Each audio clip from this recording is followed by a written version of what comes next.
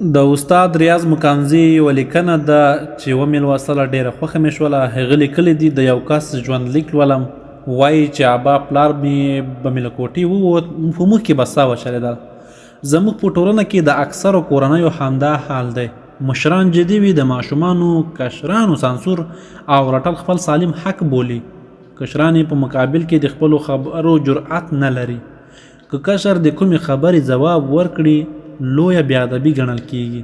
شاید مشران دا چاره د خپلو کشرانو په خیر وبولي، خو نتیجه برعکس ده. ارواپوهنه وایي چې د کشرانو سانسورول، د خبرو وخت نه ورکول، تهدیدول او رټل د دې خبر وخت راخیستل د دوی استعداد ځپي او ناوړه پایلې لري. که انسان سانسور شي، هڅه کوي خبرې پټې کړي، ځکه چې له نورو د همکارۍ پر ځای د تهدید او رټنې تمه لري.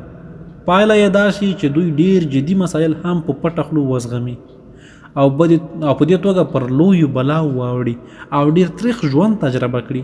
خپل کشران ماشومان مه سانسوروئ، جرأت ورکړئ، ویې هڅوئ، د ډاډ فضا جوړه کړئ، تر څو هر څوک پرته له ویرې خپلې ستونزې، غوښتنې او هیلې بیان کړی شي.